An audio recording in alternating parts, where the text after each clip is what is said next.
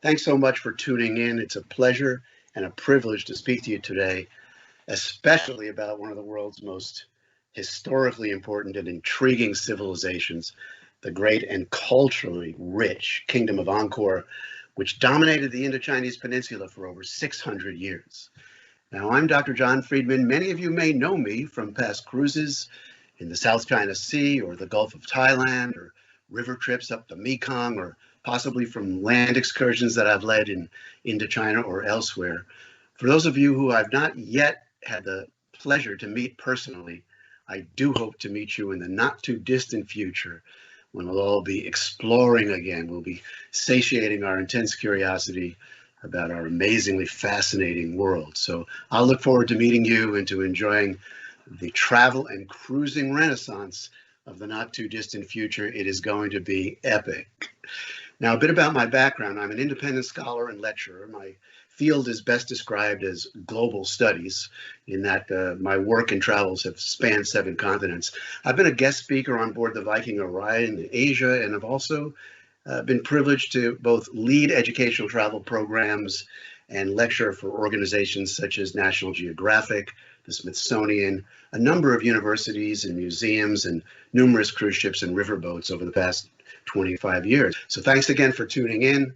Buckle up for an exciting ride along the dramatic arc of Angkorian history, and here we go. Okay, so here we go. The glorious history of Angkor. And, you know, if you look at that title slide, that iconic photo, it tells you a lot, because you're seeing the sun rise over what is actually the mausoleum, the tomb of the Sun King, Suryavarman II. And we'll go through that in great detail. It's quite exciting. Now, this lecture is really for 3 groups of people, I like to say. So let's use this little picture from the Bayonne. The first group of people, of course, are those who plan to go to Angkor someday. And that includes a large group of you, I bet. The second group is those who have been there. This, I think, will really enrich your understanding and add a lot of context. And then the third group are the armchair travelers who take joy in pondering the history and culture and will enjoy the photographs. So I think we've caught everyone there. I think this is for everybody. Now, I did want to mention that I will move rapidly. It's a scholarly approach. I've curated a list of books for you here, and you can download that very easily. The link to that will be on the wonderful Viking TV website. So feel free to go ahead and do that, to download that list of books, these are the best of the best, and they cover a wide breadth of topics. Now, we also have books we also have internet sites as well, since we don't always have today, we don't always have time to read the books or carry them around. So just click on these URLs and you'll see some wonderful things as well. Now, I also do a lot of posting about travel-related subjects, and a fair number of my posts, which range really on subjects in history, anthropology, natural history, current affairs sometimes, a bit on COVID-19 and what it means for travelers going forward, but most of it is historical. You'll see quite a bit on some of the topics we're discussing, so feel free to go to my Twitter site there. I also have, since I'll move fast, I'll also have an Angkor primer and a glossary, which you can feel free to take a look at. Just download that on the internet. Now, if we look at the Indo-Chinese Peninsula today, very interestingly, what we see is Cambodia is the smallest country on the actual peninsula itself. Of course, Singapore is out on the Malay Peninsula down south there. But on the Indo-Chinese Peninsula, we see Cambodia is the smallest nation, smaller than Vietnam, even smaller than Laos, and smaller than Thailand. But it wasn't always like that. Look at Angkor about the year 1200, when actually the city of Angkor was the largest metropolis on the planet, with 1 million people, much bigger than Cambodia that we know today. Now, many of you have heard my 7 Wonders of the World lecture, and it's a lecture that goes back to antiquity, really to Herodotus in the 5th century BC, looking at the history of the 7 Wonders of the World, the various iterations right up through the internet votes, And we review over 40 candidate sites, and the list that I come up with at the end of that lecture series really includes these, and I think you recognize them all quite well. Petra, the Great Wall, of course, the Great Pyramids, which were 2,000 years old at the time Herodotus saw them 2,500 years ago.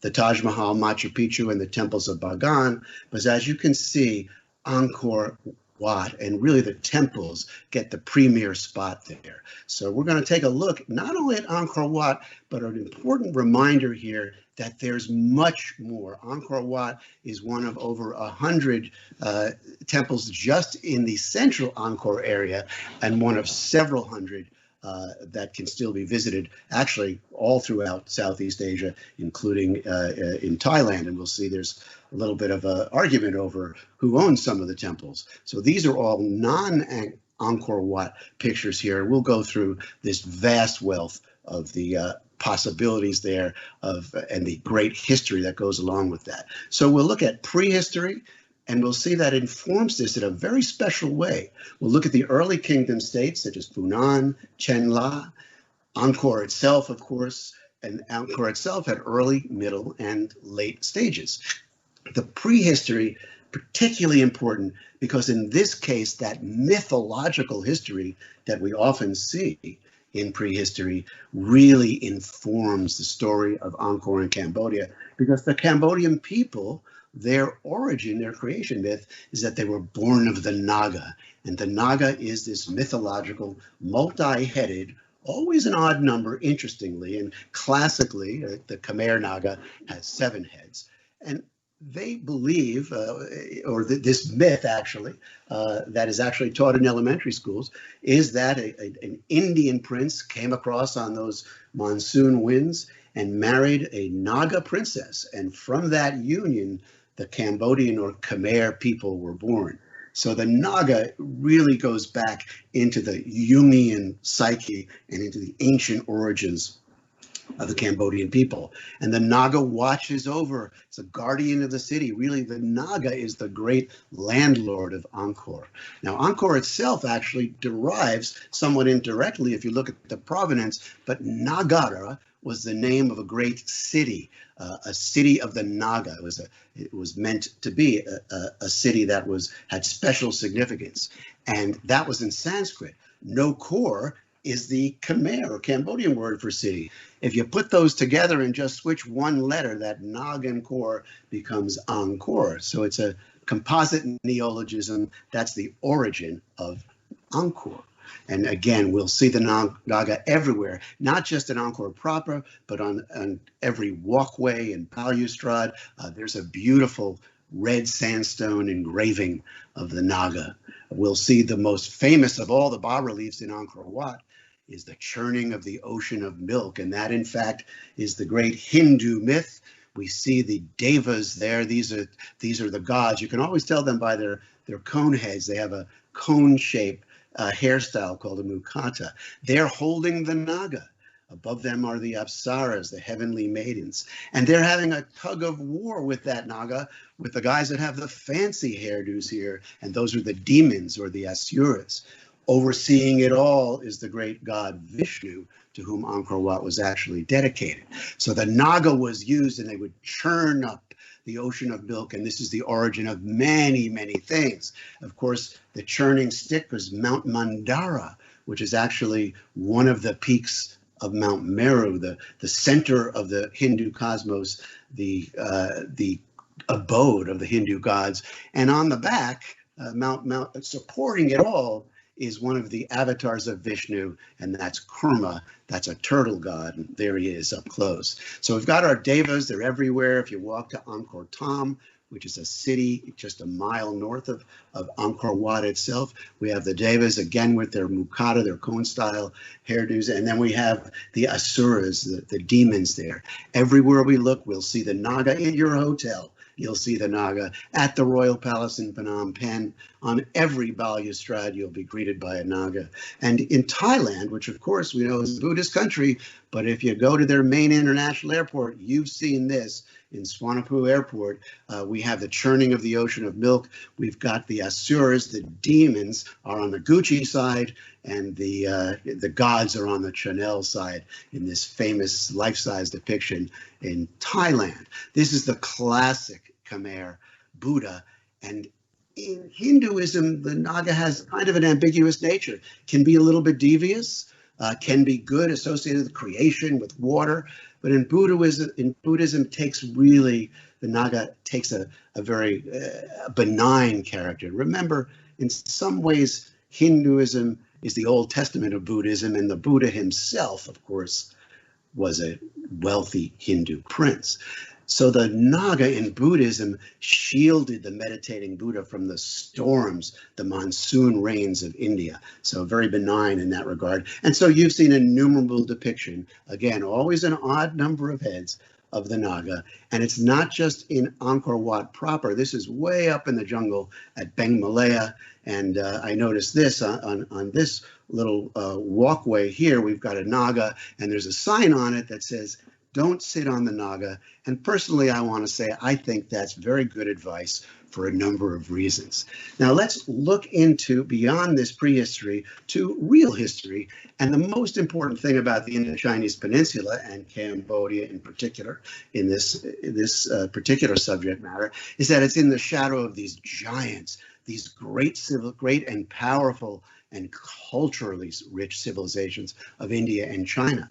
While the people, the Austro-Asiatic peoples, the Khmer peoples would be considered Austro-Asiatic, they really migrated via these great rivers. The Irrawaddy, you've probably been there in Burma. Chao Phraya runs right into Bangkok today. The Mekong runs through 5 countries, and the Red River, which really created what we know as the Vietnamese civilization and polity, the Vietnamese state. So it was peopled via the rivers, but the cultural influence came by sea. So from the south and the west, really from the west on the monsoon rains, we get the Indian traders, and we have an Indianized culture. And you'll see this particularly Cambodia, Thailand, Myanmar. Whereas from the north and east, we have the Chinese influence, and we have the Sinicized culture. Now, again, from that south and west, which is most relevant to Cambodia, they came in on these monsoon winds, and they also went to Java. They would have to stay about 6 months until the winds would reverse, till they could go home. And they spread their culture, not by any kind of conquest, not by any kind of bellicosity, but simply by the power and richness of their culture. So also this Indianized culture, very importantly, came up from Java. So the first kingdom state, really polity, kind of the mother Cambodian state, though it grew in what we know today as present-day Vietnam, because the Viets from up north, actually, they were imperialists. They eventually took over the whole western side of that peninsula, but it wasn't that way for 1,000 years. So this first kingdom of Funan, let's think of that as sort of a proto-Khmer state or a pre-proto-Khmer state. Sanskrit was the language. We didn't just yet have the Khmer alphabet, but it was very much Hindu, very much Indianized, centered in the Mekong Delta, and like all Asian civilization, whether it's Japan or Korea or China or anywhere in Asia, it is all based on wet rice farming. This was the foundation of all Asian civilizations, including Funan, because it brings settlement. It brings metallurgy, which then can also be used for other things, but initially for farming. Communality, a social hierarchy, wealth stratification, territorialism now, and small kingdoms grow. The amazing thing is how, I just took this last year, is how similar many places in Cambodia and other places in Indochina look today to the way they might have looked early on. This is a rice paddy. This is right behind the Bayon Temple, which I'm going to show you. So still the foundation of Asian civilization. We're still reminded today of its importance. Now, Funan would grow over a few hundred years. Eventually, it would become very important. But, borders weren't the same then as we think of them now. What's known as Westphalian sovereignty from the European Treaty of Westphalia is the idea that there are linear borders. Really, in the ancient world, and particularly in Southeast Asia, it was more about spheres of influence, and these nations were maritime nations. In fact, the term mandala kingdoms has been used. Mandala, you know it as a diagram and it's used in a symbolic, artistic way, but it just means circle in Sanskrit. So many of these great kingdoms, the names of which you might recognize there were mandala kingdoms. They radiated out of one central area. And Funan was just like that. They're known as thalassocracies. And I mention this because the Greek word for sea is thalassos. So that's where that comes from. So Funan was very much a seaborne thalassocracy.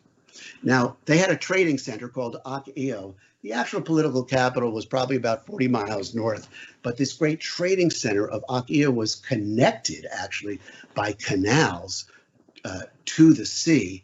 And it is an unbelievably rich archaeologic site of ancient Funan. You can actually see this wonderful statue of Vishnu came from Ak-Io. It's in the Museum of Vietnamese History in Ho Chi Minh City.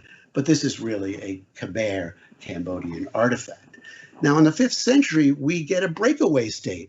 Not so much a thalassocracy, seaborne trading, more agricultural, because it's more inland, and that was known as Chenla. It emerges as a breakaway state, and it's extremely successful there. You see on the east there, you see the Kingdom of Champa. Annam in that time wasn't called Vietnam. The people were the Viets, the irrepressible Viets, but they were, for a period of over 1,000 years, under the yoke, under the hegemony of China. In fact, what China called Vietnam at that time, you can see it up there, Annam. And you know what that means? That means pacified South. And I'm sure, as you know, the Vietnamese didn't take too well to that, and they managed to throw off the yoke of the Chinese, as they did the French and the Japanese, the Mongols, and others. But that Kingdom of Champa, just to the east of Chenla and Funan, is very important. That's a Hindu Indianized kingdom, had its roots in Java, came to Java via India, and we'll see that that really was the great enemy during the early years of the Khmer Empire, but there's a rich cultural exchange. Now, what happened is that Kingdom of Chenla eventually would grow. Here it is in the 8th century. It subsumed Funan completely, including all of the Mekong Delta and present-day Saigon. So you'll ask most Cambodians, and they'll tell you that in that fecund Mekong Delta really belongs to Cambodia. And if you go back far enough, it does. In fact, the city of Ho Chi Minh City, or Saigon, was actually a Cambodian city before the Vietnamese took it over. Now, the Kingdom of Chenla would now be very important. Now we see indisputably Khmer culture. They have their own script, which, by the way, is the first alphabet in Southeast Asia and is the ancestral alphabet of the Thai alphabet and the Lao alphabet. This is a highly Indianized society, and they worship Shiva. So Shaivite is the adjectival form of Shiva. It was Shaivite Hindu, and Angkor Wat, we'll see, would be a departure, an exception in worshiping Vishnu. This is the real proto-Angkorian and also proto-Cambodia. Now, it's very hard to see much of the remnants, but I saw this on a river trip up the Mekong. We stopped at a place called Wat Hanchi. If you ever do that trip, it's up a very steep hill, which will take you a good hour to get up. But you can also pay $1 for one of the local kids to take you up on a motorcycle, which takes about probably under a minute. And they go slowly, and that's a good way to do it. But this is a Chenlanese stupa. The stupa, really just think of it as a shrine with relics in it. It's a reliquary. It may just have a statue in it. The great stupas, of course, have a hair or a tooth or a bone of the Buddha. In any event, or so it is said. In any event, that is a Chenlanese stupa there, made of brick, as you can see. Now, Chenla would split. There'd be a civil war. And that seagoing southern part, water Chenla, based on trade. The northern part, land Chenla, based on agriculture. Now, the Javanese, who were very powerful, they would come to dominate that water Chenla, and it would become a vassal state of the Javanese, where land Chenla maintained its autonomy. But something big would happen. The Kingdom of Chenla in 800, the Javanese overseers installed a young Khmer prince as a puppet ruler in water Chenla. And they took him to Java. He saw a lot of interesting things. They learned about their god king culture, about their rich Hindu, Indianized culture. But they picked the wrong guy, as we'll see, because a couple of years after being installed as the puppet ruler, he rebelled, this young Khmer prince. He liberated water Chenla from the Javanese. He reunited land and water Chenla. He ascended the throne as Jayavarman II, and we're just going to call him J2. And by the way, in my Angkor primer, we'll review the three great god kings of the Khmer Empire of Angkor, and one that I think is a little under-recognized as well. So we'll throw in a fourth there. But J2, the founder, he declared himself the Deva Raja, the god king of a now united and new Khmer Empire. So he is the founder. He declared himself on the top of Mount Kulan, which is north of Angkor, in the waters, dedicated his kingdom to Shiva.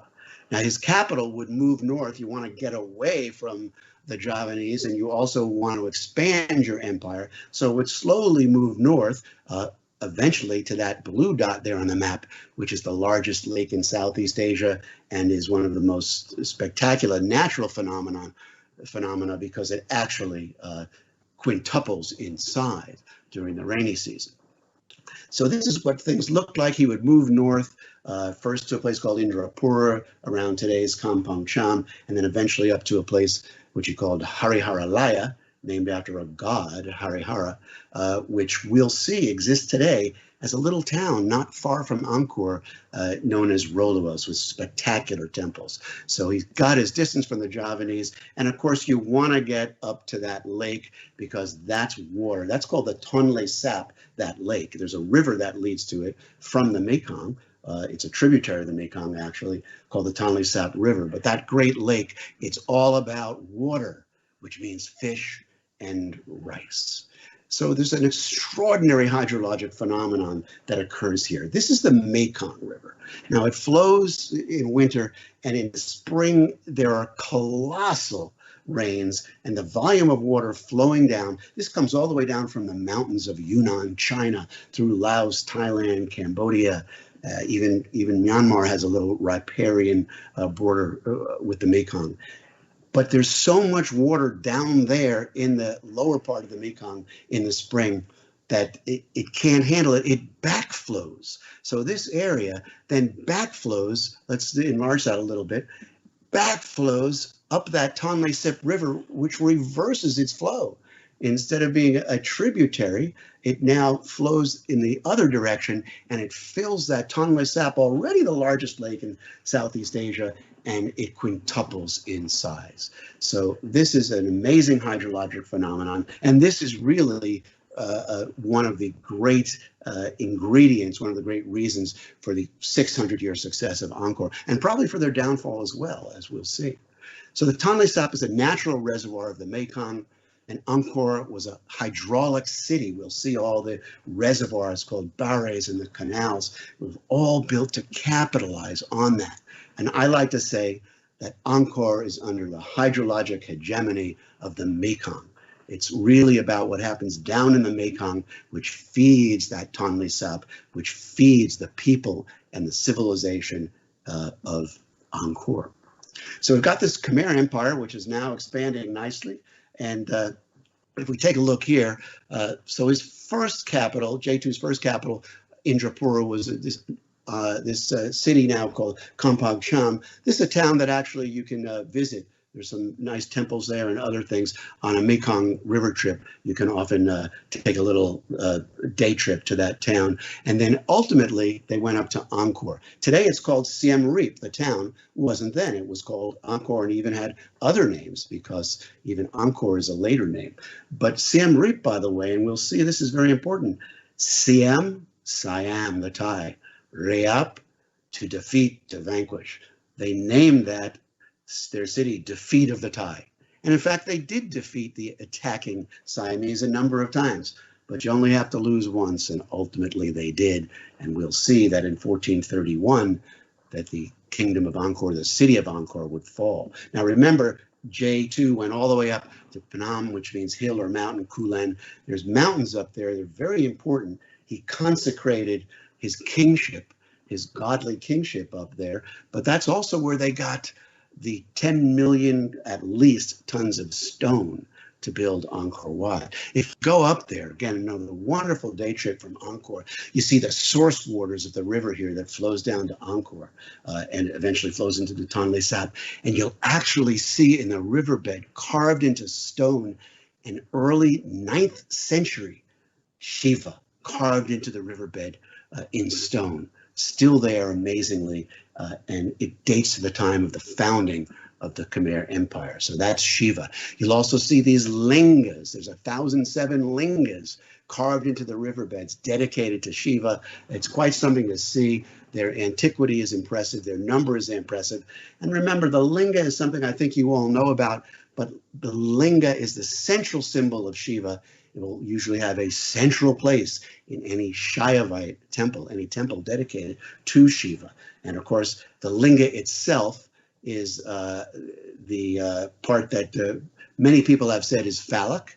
There's a huge debate as to what extent this is erotic or sexual, and as to what extent this really is purely metaphysical. There's the yoni. Some could consider it the female part, the female essence. But really, if you study this and look at it, and any exegesis of any of the Vedic scriptures, you'll see this is really not meant to be erotic in any way. It has been eroticized. It's really about creation, about male-female principles, and is very much metaphysical. But if you see a linga, you're in a Shaivite or Shiva worshiping temple.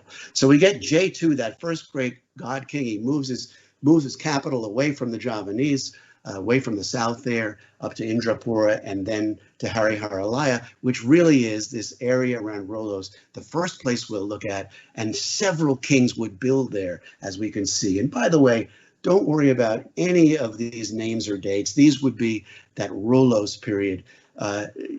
Any history lecture, certainly my lectures, they're really like, think of them like a mosaic. If you go to Ravenna or to Jerusalem and look at a mosaic, you're not looking at each individual tile. The names, the specific dates don't matter. You're looking at the general picture. And also keep in mind that the reference list, and in particular my Angkor primer, will have a lot of this information in it. So don't worry about any dates or names. So this is a map of the greater Angkor area. You see Angkor Wat is fairly central there, but just a few miles away is that old capital. It's now called the Rolovos Group, because that's the name of the town, that old capital of Hariharalaya, just 8 miles from Siem Reap, so very easy. There's 3 great temples there. There's a number of smaller ones, and these are the temples that we'll take a look at now. They're all dedicated to Shiva. Now let's remember the Hindu triad or trinity called Trimurti in Sanskrit. You'll hear that term a lot. Brahma is the creator, Vishnu is the protector, maintainer, and Shiva is in many ways the most interesting, the destroyer, but really a transformer, rebuilder, renewer. You have to break things down and rebuild them to make something better. A very kind of synergistic idea, a whole being much greater than the sum of all its parts, emergence of things entirely new. Really, if you look at the history of our universe, the way back to the Big Bang, from the energy transformed to matter, and then the supernovas, the stars, of course, creating the chemicals. And as Neil deGrasse Tyson says, we're made of those chemicals. We're made of that stardust, all in this explosion. So Shiva, very, very powerful symbol, and has a great deal of powerful meaning as the most widely worshipped of the Trimurti, and certainly in Angkor. So very much Shaivite, these early temples. Priyako is the temple of the sacred bull.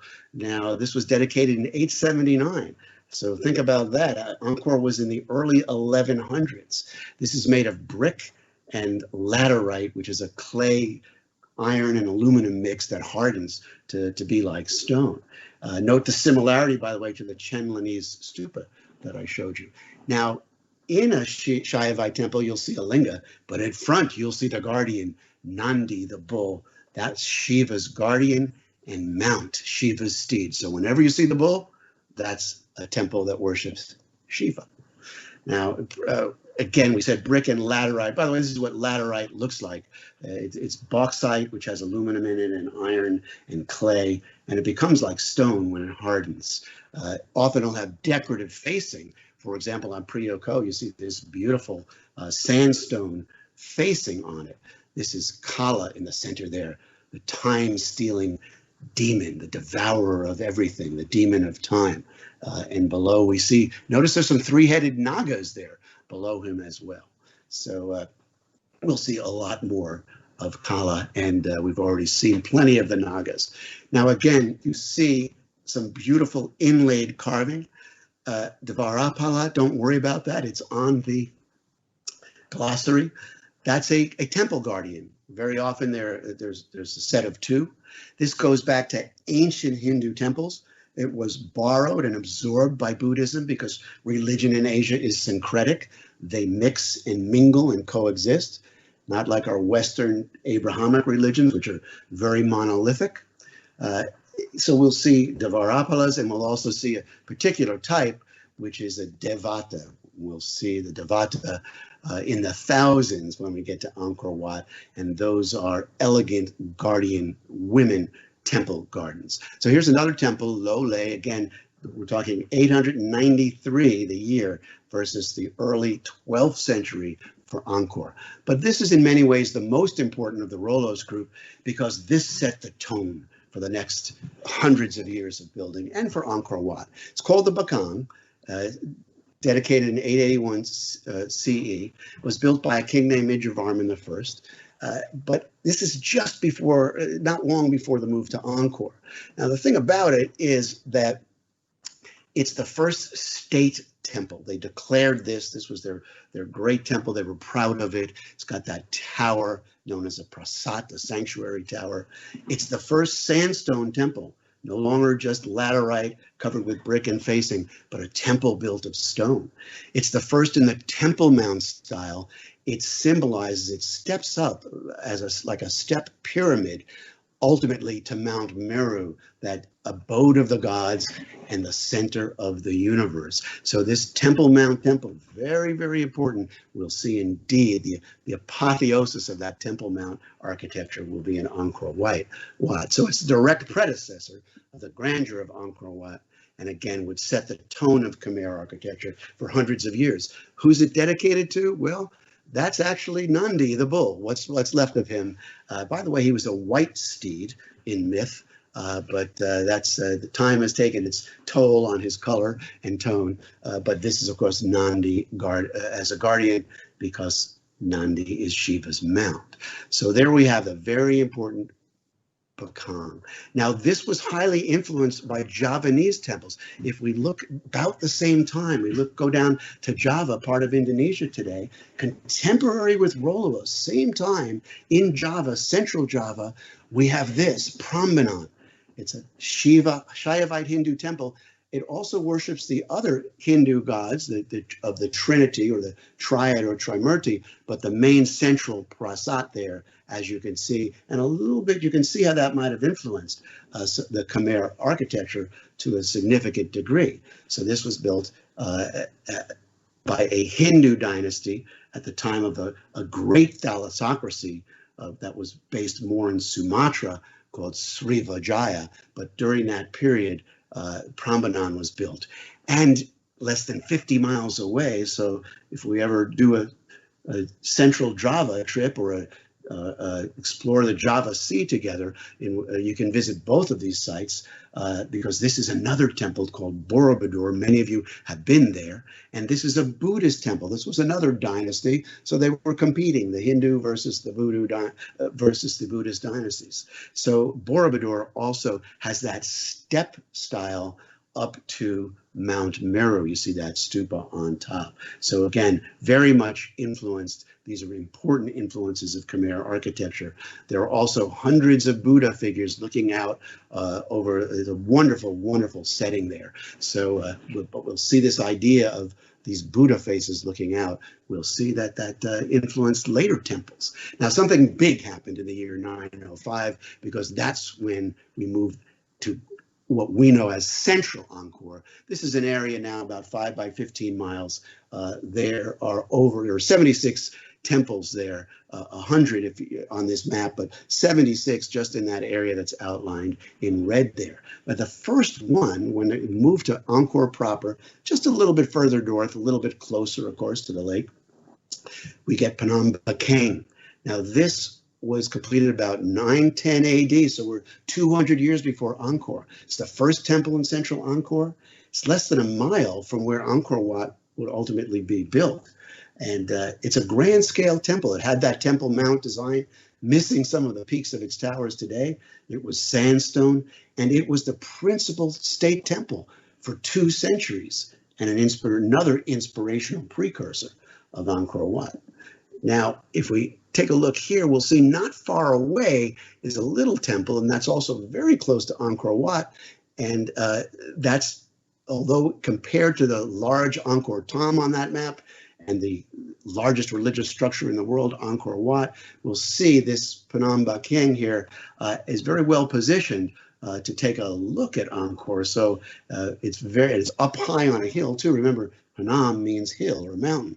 So you can look back at Angkor Wat. This is a place to see the sunset. You're actually looking east, so you won't see the sunset behind it, but Angkor Wat itself will get this beautiful glow and change colors. So there's a look at it with a little bit of a zoom. So wonderful place to go up for the sunset. If you look west, you'll actually see the sunset. If you look east, you'll see Angkor Wat. Now, very, very importantly, Yasovarman I, who moved the capital to Angkor and deserves great credit. That's why he's sort of my special fourth unsung hero of the great Khmer God Kings.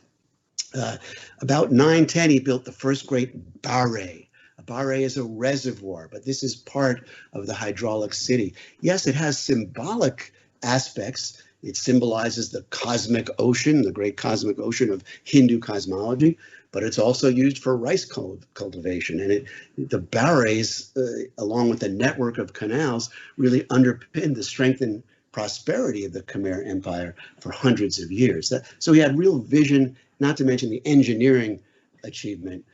It really was a main contributor, a foundational contributor, that hydrology and building this hydraulic city to the ultimate glory and dominance of Angkor. So this is 4 miles long, by the way. This is wasn't a small undertaking.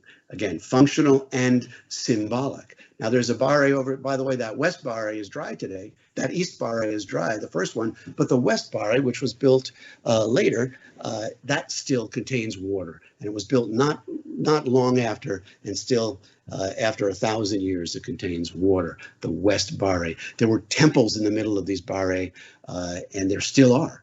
And those are called Mebon temples. Any temple that has the word Mebon, M-E-B-O-N in it, it was originally, or still is, on an island in the middle of a reservoir, of a barre. Many of them now, because the barres are dry, just are up on a hill. So there was a brief 16-year period where a usurper, and there were constant usurpers, and there was always great violence. Successions in the Angkorian God King lineage were never smooth or uncontested. So for a brief 16-year period, a usurper moved the kingdom north to a place called Kokar, not too far away, but you've probably heard of it. It's about 60 miles or so northeast of Angkor, a great day trip. There are many temples there. It's called the Kokar complex. This is one called Prasat Tam. Remember, Prasat means sanctuary or tower or pyramid. It's really a holy sanctuary place. I've always fascinated, given the timing of this, a little horizontal history here. Notice the date. So we're getting close to 1000 CE, just about the same time as the Great Pyramid of Kukulkan or El Castillo in Chichen Itza. Very similar in structure, and yet there was certainly, I think we can say that with virtual 100% certainty, no communication. So very, very interesting. Now, you might have seen in the news some of the statuary from Kokar because it's beautiful. Here's a statue of Duryodhana, one of the heroes, one of the two cousins who fight in the epic climactic battle of the Mahabharata, one of the two great Hindu epics, along with the Ramayana. Now, this statue of Duryodhana, and he was fighting his cousin Bhima, who ultimately prevailed. Sotheby's had acquired it, and they advertised it for sale for just about $3 million. But the Cambodian government saw this and said, wait a second, I think we own that. I think that was stolen. And they made a case for it. And I love this headline: return our treasures, repair our people's souls. And heaven knows the Cambodian people, after what they went through during the Khmer Rouge period, if anybody needed solace and reparation of their soul and the soul of their country, it was certainly the Cambodians. So they tried to get the statue back. They were not initially wasn't met with much success.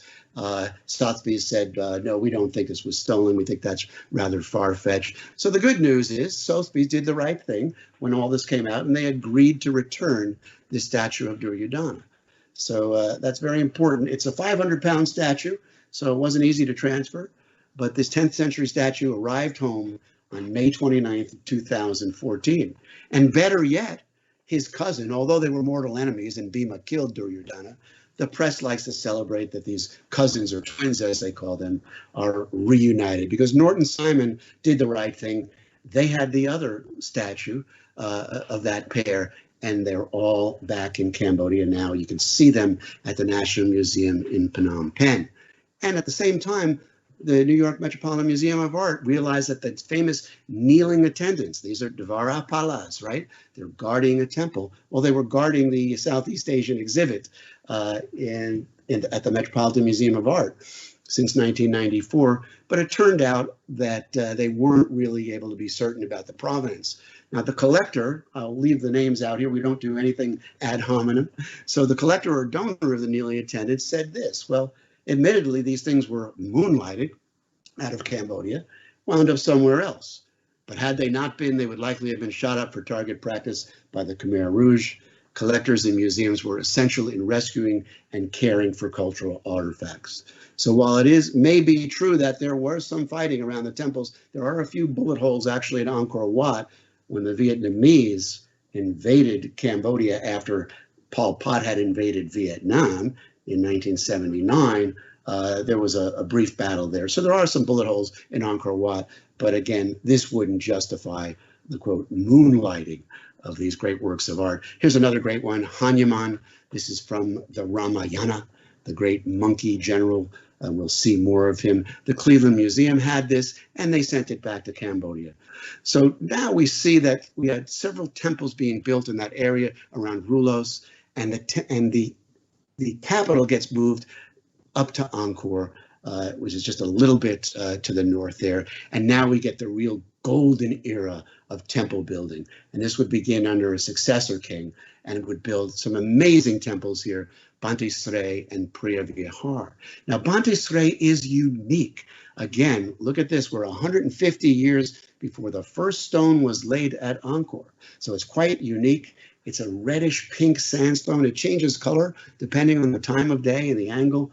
Best to go in the morning because unlike Angkor Wat, there's not a lot of places to get shade here. So best to go when it's cool. But it's famous, it's small, intricate carvings. It's also different from all the other temples in that it wasn't built by a king. It was built by a courtier, a very powerful one, who was granted some land. And it's just as you can see, it's about actually 12 miles or so northeast of Angkor Wat. So a very easy morning trip. It's quite beautiful in its gopuras. That's a word you'll see in the glossary. These portico entryways. Its name that we know it as, Banteay Srey, means Citadel of the Women. Unclear why, and it's a newer name. It initially had a name, of course, it was dedicated to Shiva like the others, so it had a complex name called Shiva, Great Lord of the Threefold World, Tribu Vanama Shavara, but everyone knows it's at Banteay Srey. Why it's called Citadel of Women? Maybe some say, speculate, it's elegance. Maybe there's its scale. Maybe there's something, its beauty, something feminine about that to certain interpreters. Or maybe because there are many devata, there are many female guardians. But again, you see this jewel-like carving, still magnificent after 1,000 years. The finest carvings are what we call on the pediments. I'll show you more about that shortly. This is Shiva, the god, on the head of, he's actually mounted on his steed, Nandi the bull, and sitting just behind him, just like we see today, on a Cambodian motorcycle, we see a man with a woman sitting side saddle on the motorcycle. We have Parvati, Shiva's wife. She's unfortunately headless, but she's there just behind him. She has another name, by the way, Uma. Uma and Parvati are the same, if you see that. So there's Shiva on his steed, Nandi, and there he is a little close up with the unfortunately headless Parvati. Now here's Shiva doing this dance called the Nataraja dance. The dance itself is called the Tandava. It's a frenetic dance of creation. And this image of Shiva doing this dance, creating the universe as we know it from prior ingredients, very much Big Bang-like in a way. Nataraja means Lord of Dance. This may be the most famous iconic image of all of Hinduism, really. You've seen it more famously. You see the frenetic Tandava dance, a dance of creation. You see this in bronzes. These are classic 10th century Chola South Indian bronzes. I've tweeted a number of interesting posts about Shiva Nataraja, the Lord of Dance. And lo and behold, here's Bhima and Durojanya. Remember, the cousins that made their way back to Cambodia. Here they are at that famous Battle of Kurukshetra in the Mahabharata. And I love this. Maurice Glaise is one of the greatest cultural anthropologists and art historians of Angkor. And he said this: with its near perfect ornamental technique, Banteay Srey represents the highest expression of Khmer art and architecture. Here's Indra on his three-headed elephant. Indra, the god of thunder and the skies, rides his three-headed elephant known as Airavata or Erawan, same. Again, these are usually carved on, the pediment is this triangular or sometimes almost semicircular region here above a doorway. That's the structure. The actual face of it, which is carved, is called the tympanum. I wouldn't worry about that too much. So there's a pediment there, and the crossbar below it, which is also a prime area for beautiful carving in all of these temples, is known as a lintel. By the way, notice the anthropozoomorphic monkey warrior guardians. These are probably members of Hanuman's monkey army. Now here's another great one from the Ramayana on Banteay Srey. We have Ganesha, we have Shiva up top, and then we have his son, Ganesha, elephant head, human body. That's a great story for another day. Then we have Hanuman, the loyal monkey warrior who helped Rama, the prince, rescue his princess Sita from this demon king Ravana, who's one of my favorite characters. Let's zoom in on Ravana. He's very, very interesting. He's not all bad. He's brilliant. In many situations, he has great integrity. He's at times quite reasonable.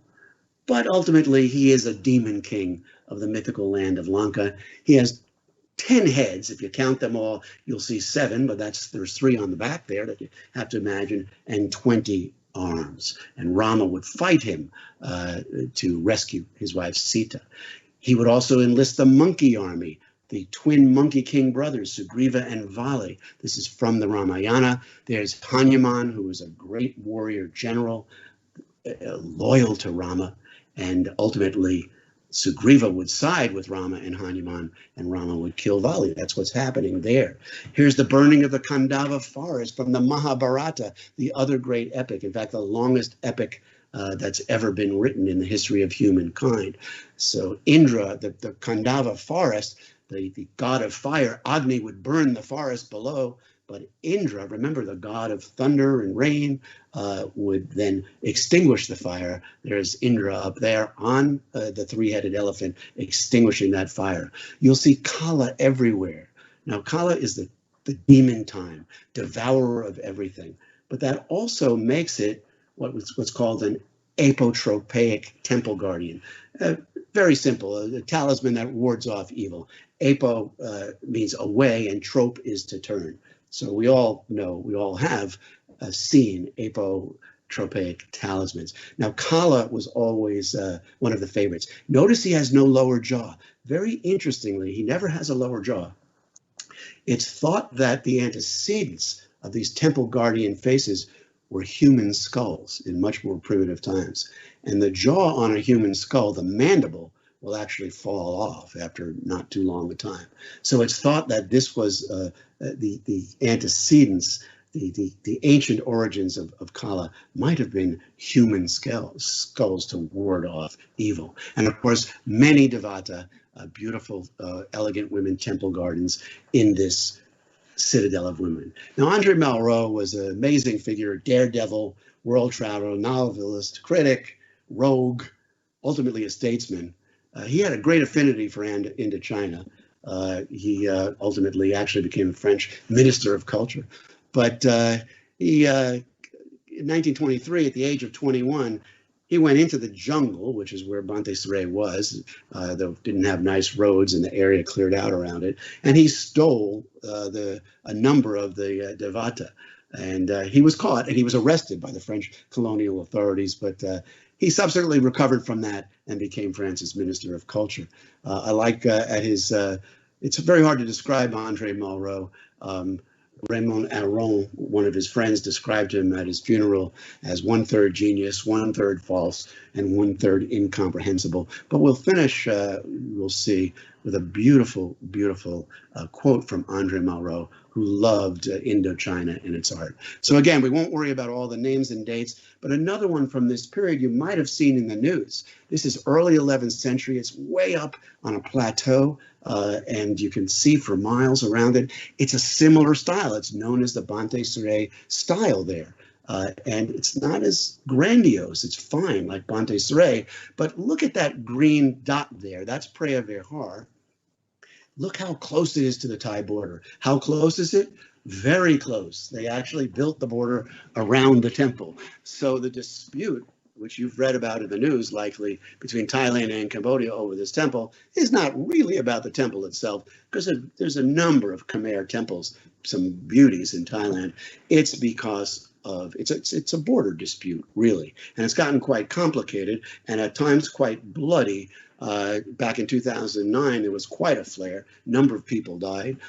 It's become part of internal Thai politics, where one of the political parties, the nationalists, say, we want Preah Vihear. We don't want it to be Cambodian. And they protest and want it back. Now, in 1962, the International Court of Justice at The Hague actually ruled in favor of Cambodia. And they reaffirmed that ruling in 2013. But as you can see here from that lower headline, many of the protesters, again, the nationalists, what used to be called the yellow shirts before the last Thai coup, suppressed any kind of demonstration or dissent. But that more conservative nationalist royalist party, they still want that temple back. So it's a beautiful temple in and of itself. And there hasn't been any major violence in the past few years there, fortunately, but it's far from settled. And then we get to Angkor Wat, which would become, of course, the crown jewel. Now, again, I said, we've talked about, we looked at temples that were built hundreds of years before this, but during the reign of this king, in fact, the exact 37 years of his reign is when Angkor Wat was built, and that's King Suryavarman II. And we all know that this is the pride and joy of Cambodia. It's even on their flag. So there's S2, we'll call him. Suryavarman means the Sun King, or Varman actually means protector. So Jaya Varman, remember J2, that means Jaya is victory, and Varman is protector. Suryavarman means sun protector. He identified himself as a kind of sun king. You can tell, as we'll see further on, that this is a very important person. Look at the number of paracels. There's over 15 there. So he expanded the empire. He greatly expanded the hydrologic structure. So we'll see that he is one of the second of the great god kings, and he built the magnificent Angkor Wat, and there it is, centrally there. Now, this uniquely faces west. Most of the other temples, almost all of them, face east, because east is the direction of Shiva, but west, and the area of where the sun sets, that's the direction of Vishnu, and there's Vishnu. That, by the way, is a bronze contemporary with Angkor. Unfortunately, almost all of the great bronze work was, we would say, moonlighted, spirited, otherwise made its way out of Cambodia. So this one is actually in Berlin, but this was at the same time when it was a departure. S2 made his temple in honor of Vishnu, but it probably has something to do with the fact that he also envisioned it as his own mausoleum. So it has a funerary function as well. So this is the largest religious structure that's ever been built in human history. The way it's oriented, that's what gives you these wonderful sun rising over the tomb, the mausoleum of the Sun King. Many of these, by the way, were taken with my or my wife's iPhone. Some of them were taken with more sophisticated cameras, but it's not hard to get magnificent pictures. And again, think of the meaning here of the sun eternally rising behind the tomb of the Sun King. This, by the way, the reflections are so great in the barres and the reflection pools around it that this is actually just a reflection. So Angkor Wat, Angkor means capital. Remember, going back to that Nagara. Wat is a temple. Its original name, as best we can tell, they don't have the earliest stupas, or stelae they would be called, the stone pillars. But they see references on other stelae that at some point, not long after it was built, it was referred to as this Parama Vishnu Loka, which just means the great sacred realm of the Lord Vishnu. So again, not Shiva. Largest ever built, and really the apogee of classical Khmer architecture, at the apogee of Khmer political and military dominance in Southeast Asia. The first Westerner that described it in 1586, a Portuguese friar, Antonio de Madalena, said it's of such extraordinary construction that it's not possible to describe it with a pen, particularly since it is like no other building in the world. It has towers and decoration and all the refinements which the human genius can conceive of. And just keep in mind that it was covered with quite a bit of jungle already at that point. So it's almost a mile on each side just of that moat, which again, functional and symbolic, the great cosmic ocean, but functional as well for irrigation, like the barres. And the moat, it surrounds the greater Angkor, and all that forested area between the temple and the moat, that was a city. And in the greater Angkor area, those were residential areas. The homes were made of wood, so they're all gone. It's jungle now. Only the stone survives. But in fact, the greater Angkor area in the year 1200 is estimated to have had about 1 million people in it. It's the largest urban center in the pre-industrial ever in the pre-industrial world. And in about 1200 CE, when Angkor had 1 million people, London had maybe 40 or 50,000. So just an idea of the scale here. You enter from the west via this causeway. Here's the way it looks from above. The west is the entryway there, and that enables you to slowly approach the temple. You're approaching the abode of Vishnu here. There may be quite a few people there, more and more.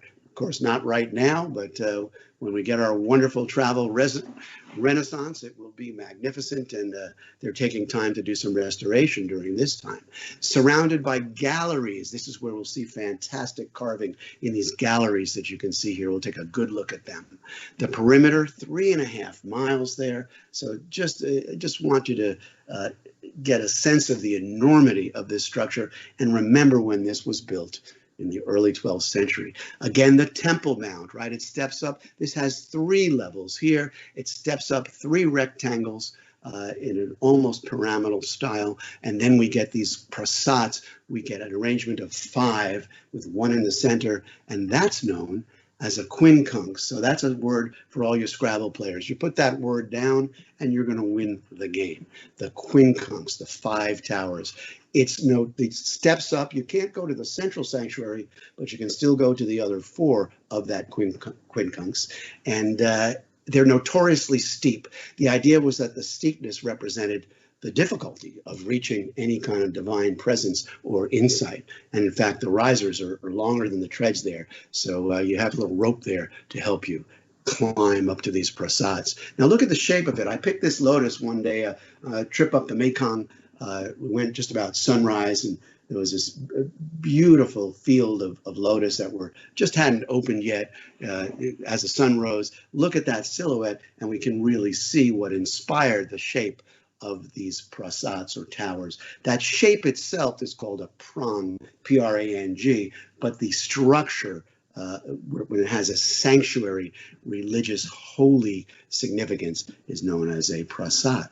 Now, the astronomical associations of Angkor Wat are so many that that's a whole separate lecture. And in fact, if there's a lot of material here for you, do understand I'm condensing a few lectures into one, but I think it'll be worth your time, because if you can't absorb everything, and I don't think anybody could, remember there's that reading list where you can delve into anything that has resonated with you. And there's, of course, the primer as well. And you can even watch it again if anything went by you too fast. But one of the important astronomical associations that I want to mention is aligned perfectly in the north-south axis, but very slightly offset a few degrees in east-west, so that on the spring equinox, the sun will rise dead center over the central tower, and the figure of Vishnu, remember, Lord of the Sun, and the idea is that S2 was an earthly incarnation of Vishnu, is illuminated by direct sun. So remember that churning of the ocean of milk with the Naga and our demons. The reason there's 91 demons and 88 gods is to get the angle perfect so that Vishnu will be illuminated every March 21st or so on the vernal equinox. So really amazing. So there's those galleries, and you can see those circle around. There's over a half mile of carvings. You know, the National Geographic Archive is absolutely amazing. You can get every issue since 1888, when National Geographic was founded. I love this 1912 issue here. There's an article about the forgotten ruins of Indochina, and they open with the statement, few people have heard of Angkor Wat. Well, not true anymore. But then they go on to say something that's still true. It is the most richly and profusely carved building in the world. And I think that's something that, with all its grandeur, we have to remember. All of these areas, some of that print in white may be too small to read, but each one of those, the churning of the ocean of milk, the army of Suryavarman, actual depiction, it was contemporary at the time. The Battle of Kurukshetra, which was, again, the epic climactic battle of the Mahabharata epic. The Battle of Lanka, that's from the Ramayana. That's an epic final battle between Rama and the demon king Ravana. All of these and many other things are depicted in these galleries, which interestingly are designed to be viewed to walk around counterclockwise, which is different from traditionally in Hindu temples, one moves clockwise. But again, this was likely linked to the idea that this was built as a mausoleum for Suryavarman II, for S2, because in funerary rites in Hinduism, one walks counterclockwise. So if you want to look at this linearly, in terms of chronologically, the way these battles play out, you would go counterclockwise. So there we go. The Battle of Lanka. This is from the Ramayana. There's Hanuman on the left there. We can see here, that's what a gallery looks like. And on the right side of the wall is where you see there's Rama with his arrow. There's Hanuman, his loyal ally. There's some of the monkey warriors. Now, just a little bit about Hanuman. You've seen innumerable depictions of Hanuman. But the important thing about him, and here's one of my favorites. This is actually from Mangalore, India. He is loyal. He has Rama and Sita in his heart. You'll never find a more loyal friend and ally than Hanuman. There's Ravana, the demon king of Lanka. If you look closely, we've got the 10 heads, we've got the 20 arms, and he'll appear in this Battle of Lanka. But again, this is a very multifaceted and interesting character. There's a South Indian Ravana on the left, and there in Thailand, in one of the holiest Buddhist temples, up in Ayutthaya, which is a lovely 50-mile ride up the boat ride up the Chao Phraya, or you can also do it over land from Bangkok. We'll see in one of the holiest Buddhist shrines, we'll see, because religious is syncretic in Asia, it mixes and mingles and coexists. We'll see Ravana there. That's a very nice carving of Ravana. Now, remember that churning of the ocean of the milk, which created these apsaras, by the way, these heavenly maidens. There's the gods holding the Naga there. There's, of course, the demons there. We'll also see on the left there that holding the head of the Naga is a multi-headed demon, likely Ravana. Could be another demon, but most likely it is Ravana. And holding the tail, helping the gods, the good guys, is likely Hanuman. Could be another monkey warrior, but it's most likely Hanuman. The interesting thing is that those are figures from the Ramayana, which have absolutely nothing to do with the ancient creation myth, the churning of the ocean of milk, absolutely nothing at all. But the Khmer's improvised, and they were creative and put them into that myth. Here's the army of S2. Here are some of his soldiers, and these are beautifully carved. There's the king himself, and we even see some Thai conscripts. The headwear and the style of these warriors, these were likely conscripts into the Khmer army. Could have been mercenaries, but more likely conscripts. The Battle of Kurukshetra, remember, that's from the Mahabharata. That's where Bhima and Duryodhana had their fatal fight there. And there we see all of these battle scenes. And now we get to the women of Angkor Wat. In fact, the fabulous women of Angkor Wat, at last count, there's 1,796, and those are the surviving ones. There were probably 2,000 or 3,000 at one time. Some of them are these elegant devatas, others are the apsaras. The devatas are quite elegant. They're dignified demigoddesses. They're guardians. They're usually in singles, sometimes in doublets. Very different from those apsaras, who again were one of the great creations of the churning of the ocean of milk. Those are dancing nymphs. They're sensual. They're scantily clad. So they're sometimes been called celestial pinup girls. They were often used by the gods, by the way. They're always in groups. They're never alone. They were often used by the gods to seduce demons. Sometimes we'll get a mix. We'll get a devata that is elegant, but also starting to get a little bit sensual. And sometimes the devatas that are usually single will be in groups. So these aren't dancing maidens floating like apsaras. They're kind of like a hybrid. Really fascinating to look at the Angkor Wat. Every face is different. Every outfit is distinctive. And some say that these were based on real people and that Angkor Wat is in fact a 12th century Facebook. You can take a look at that online.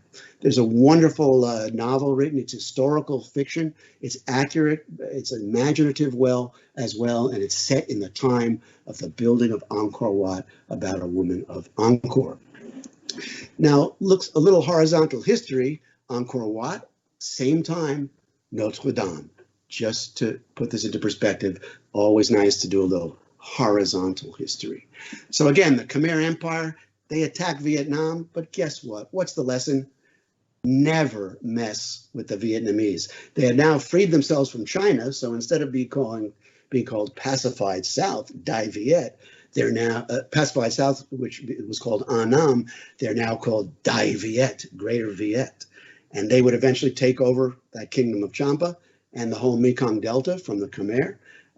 But they got a bloody nose when they attacked the Vietnamese, as have the Chinese, the French, the Japanese, the Americans, anybody.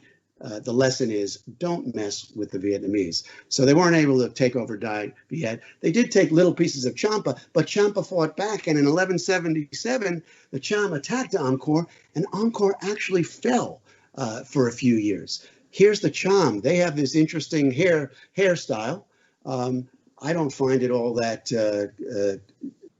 fear-inducing, but in fact, they were fearsome warriors. They have this sort of page boy hairstyle. There they are. There was a great battle on the Tonle Sap. There's the Cham Navy. There's a Khmer warrior, doesn't have quite the same hairstyle. They're fighting back. Here, unfortunately, a Khmer warrior is getting eaten by a crocodile. And the Cham were actually victorious. But there was a savior that came along, the third great god king, Jayavarman VII. He reigned. He was a cousin of actually Suryavarman II. He, again, Jaya is victory. He reigned, he ascended the throne, and they managed to extirpate the Cham from Angkor and take back the kingdom. And he would reign as a great god king. But you'll see that Buddha-like pose of J7, and we'll see that he was the first Buddhist king of Angkor, and it remains Buddhist to this day. There he is in a victory procession, victorious over the Chams. So he's the conqueror, the reclaimer, the builder, and the first Buddhist king. And he would build this mini city within a city called Angkor Thom, and many great temples. And he was also, he associated himself with the god of mercy and compassion, and he built 102 hospitals and way stations for travelers. So there's Angkor Thom, and it's a city unto itself. And you can see we still have the Bares there. Angkor Wat is in yellow, and then Angkor Thom and some of the other temples are illustrated there.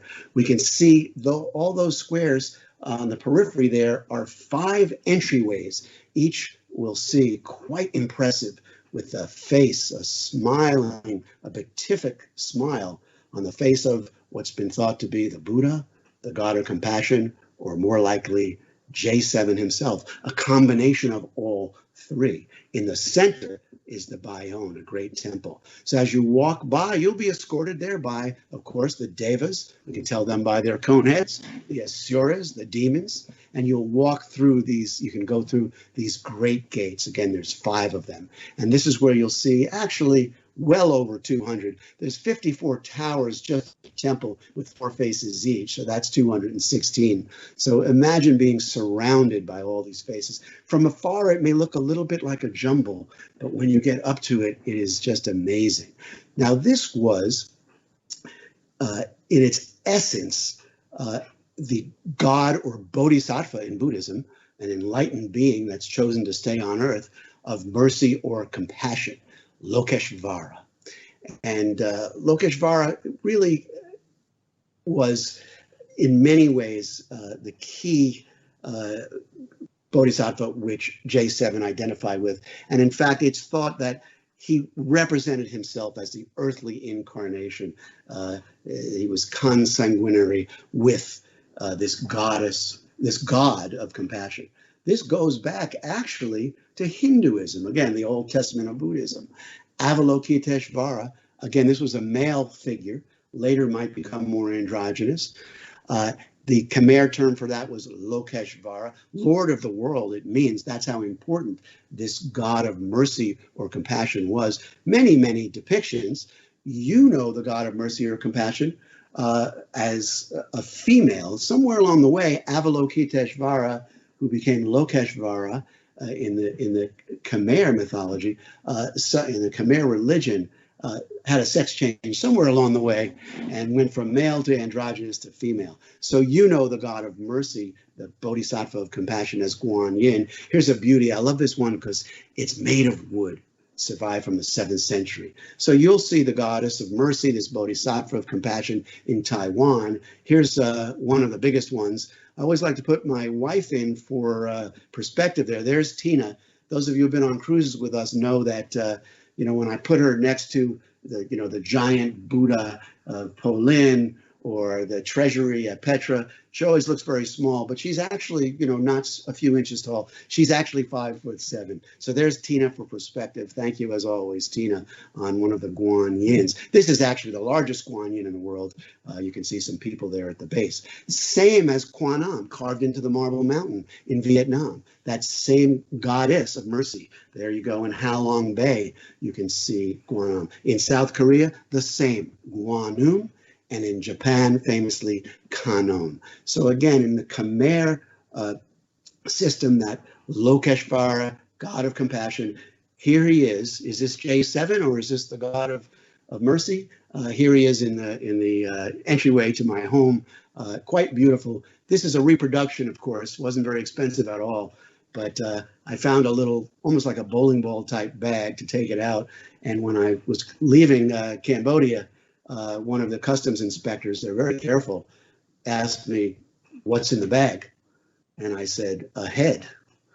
And he had a big smile on his face and asked me to open up, and saw that it was a reproduction and passed me through. So there we go. But quite beautiful, that beatific smile. Long predates other beatific smiles like the Mona Lisa. So wherever you look in this area, you see the face of J7 and the God of compassion looking out. It's also a great place to take pictures up here. This was a Harvard trip that I led a few years ago. It's always a great place if you go with a group to take a shot up in the Bayon, surrounded by those beautiful places, beautiful faces. Now, again, this is a Buddhist temple. There's a Buddha, but there's Hindu symbolism there. The Devatas are there too, the Hindu guardians. And there are apsaras, even in a Buddhist, holy Buddhist temple. So again, syncretic in Asia. Religions mix and mingle, coexist. We also see in the Bayonne these beautiful scenes. Those are actual real handmaidens of the day, by the way, the king's handmaidens. We see the battle scenes that I mentioned. We see scenes of home life. We see cockfighting. That hairstyle is a Chinese immigrant to Angkor, and they're cockfighting here. J7 was a great promoter of healthcare. J7 Care was the best national healthcare that Cambodia has ever seen. There's childbirth right there in his network of 102 hospitals. So quite interesting. That not quite as fine as the stonework of Angkor, but very, very interesting. And here, this is actually the stonecutters and builders themselves working on the Bayonne. If you look at them, they're carving in that bas-relief. So the bottom line is plan time to see the Bayonne. Now, in Angkor Thom, there are several terraces. There's a terrace of the elephants. Many of them are three-headed. Remember, that's Indra's mount. Erawan, the three-headed elephant. And those were places where the emperor would look out and greet his people and deliver proclamations. North of the Terrace of the Elephants is the Terrace of the Leper King. Unclear historically exactly who he was. Could have been Yasovarman I, who moved the capital to Angkor. More likely, it was just a statue that got enveloped in lichen and moss, and in fact, was not related to leprosy caused by a mycobacterium, not at all. So in fact, the Leper King may not have really existed, but very importantly is placed on the Terrace of the Leper King. But what's important about it is the carving, the intricate carving that you'll see on that Terrace of the Leper King. Ta Prohm is very, very famous just outside of Angkor Wat, but also built by J7, really as a monastery and dedicated to his mother. Sprawling monastery, over 100 acres, over 80,000 people lived in the whole complex, and it was the central offices of his hospital system. It was the centerpiece of his reconstruction of a reclaimed Angkor. You've famously seen the Tomb Raider temple. There's Angie in front of the temple from the movie, and this is just spectacularly visually interesting, but it's also very, very important in that this is symbiosis. If you took off these roots and these trees, these temples would disintegrate. And obviously, if you took any part of the temple away, the trees would die. So the armature that holds the temples together are these trees. There are many different types of trees. This is the most common one. It's called a false hemp tree. Just to get a sense of the size of these roots, That's a very big root. So there, my family is at the base of one of those tree roots. You can see these are very sizable. Again, we don't need to go into the biology in this lecture, but very interesting. It's called the false hemp of the spung tree, and it has this little spiky little flower. And you'll see that really the most common. But what you'll also see are these more sinuous strangler figs, also very famous as a visual icon of Ta Prohm and Angkor.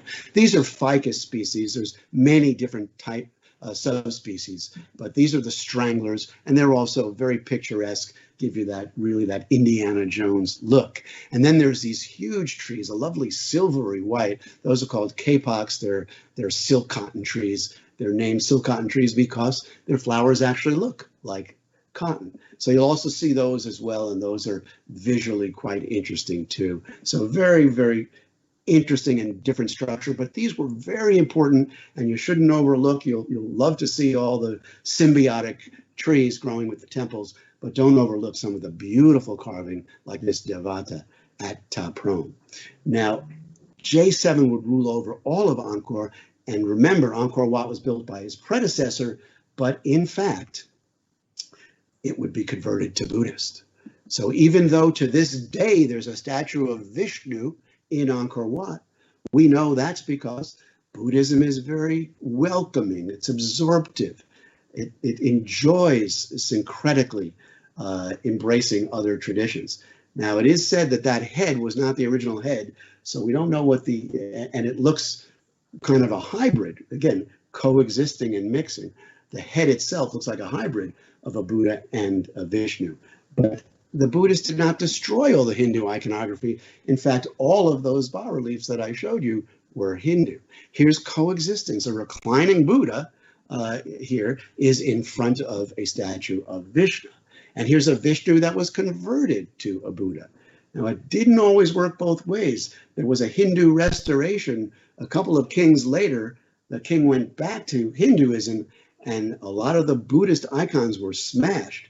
That idea of smashing icons, by the way, classed as to break or smash, is where we get the word iconoclast from.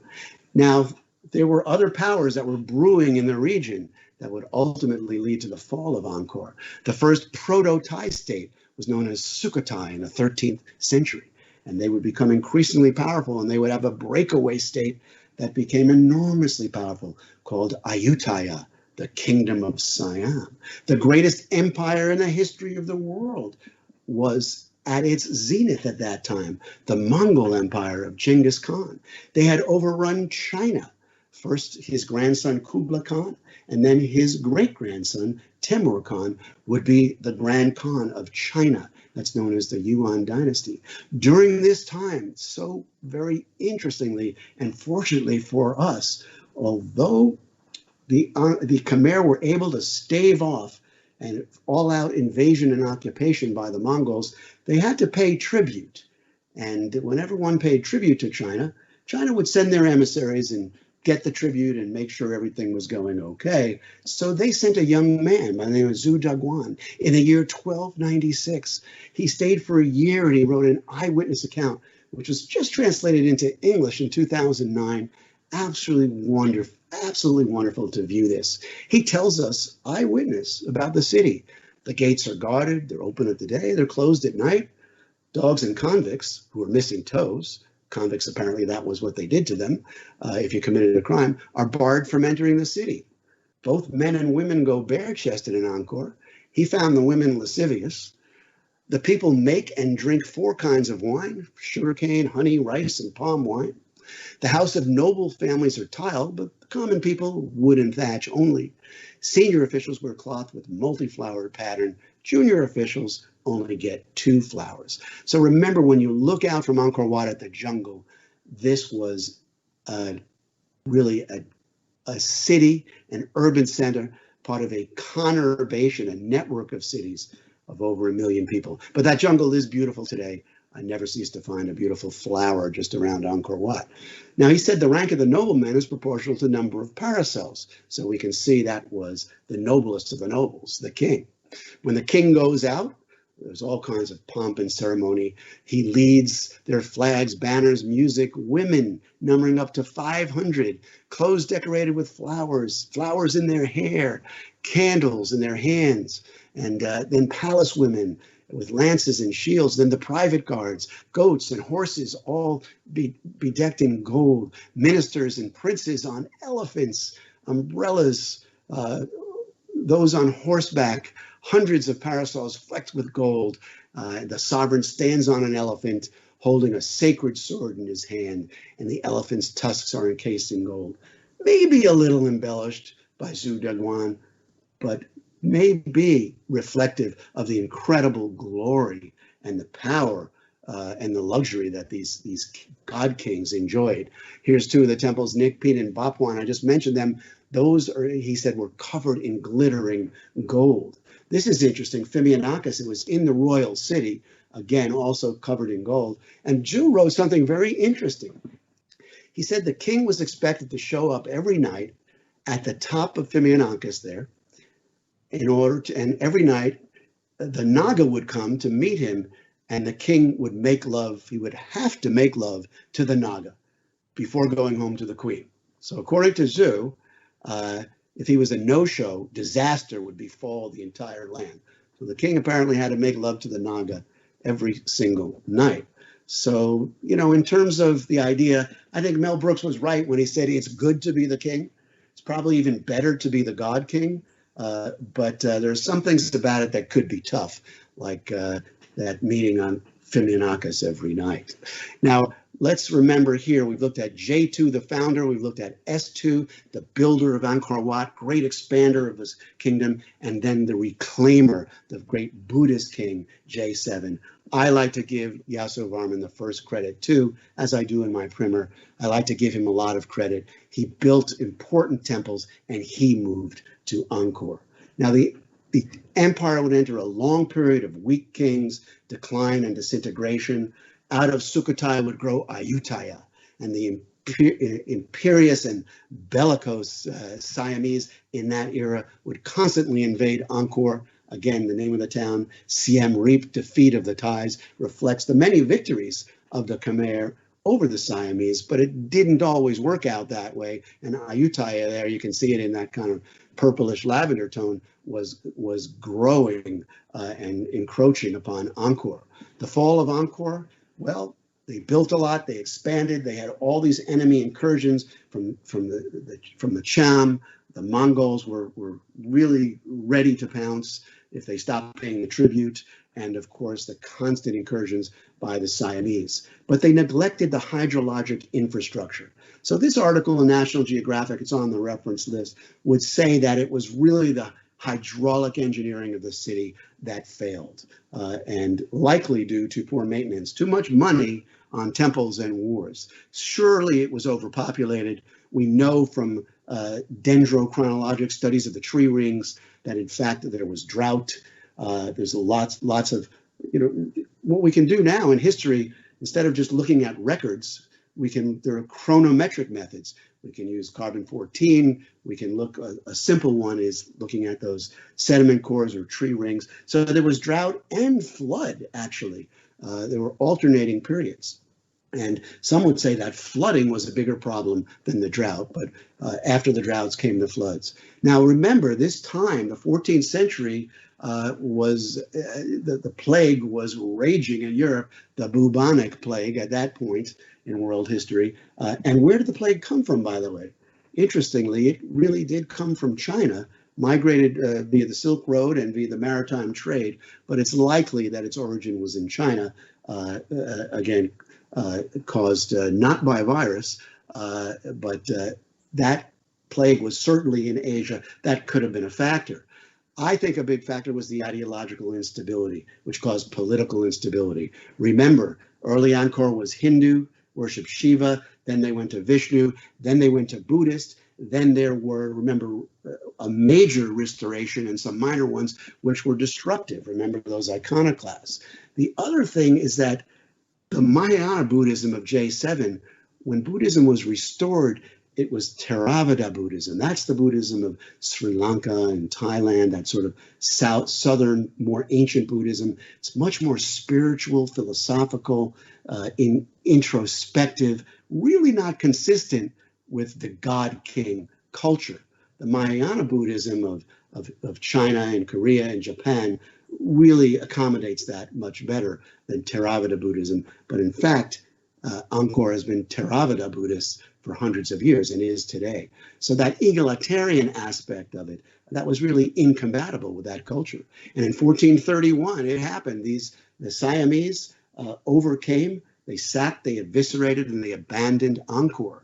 And Angkor would remain under Thai hegemony until 1907. And in fact, it briefly went back to the Thai in the World War II period, but of course, it is very much Cambodian now. And it is very much Buddhist, Theravada Buddhist. It's a great Buddhist shrine.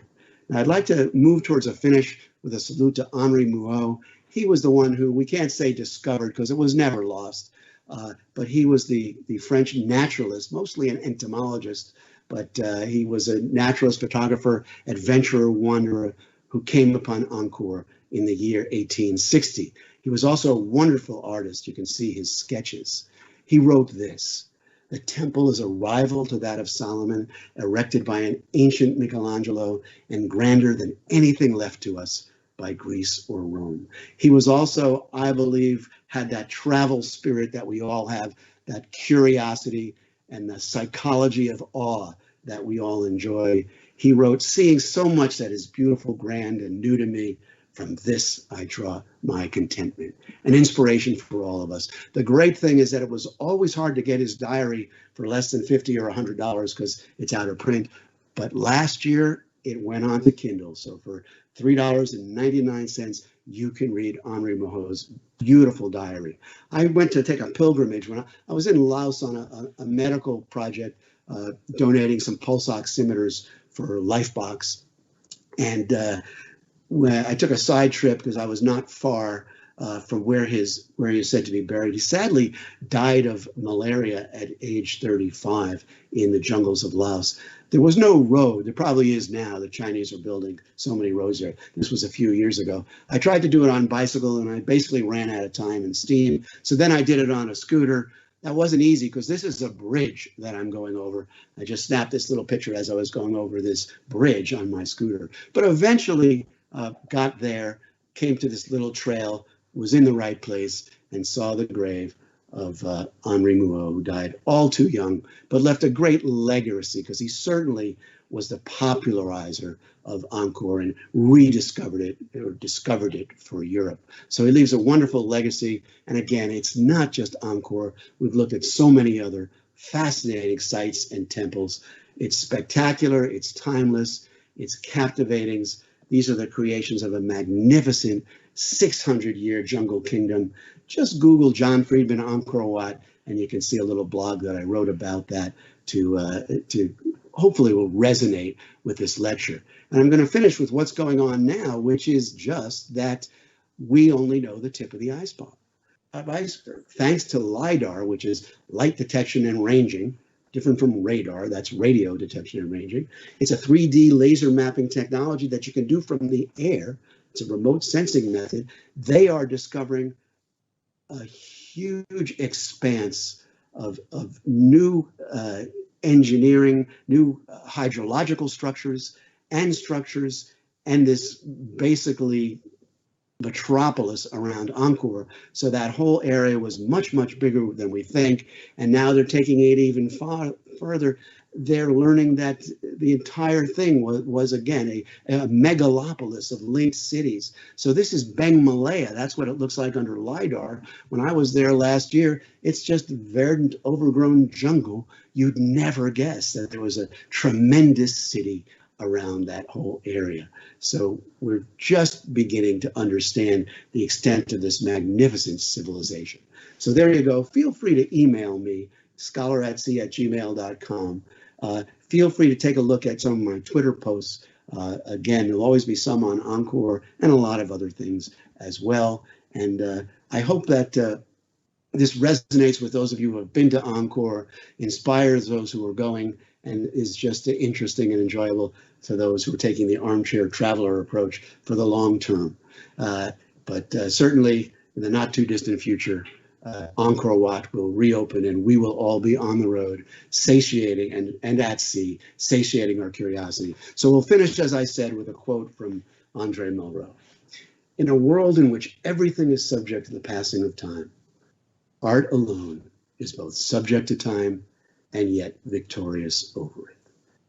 I think that's certainly the case for the art and architecture of the great Kingdom of Angkor. Thanks so much. I'm going to switch over. We're going to do a Q&A, and I'm going to go out of my screen share and see you all in just a moment.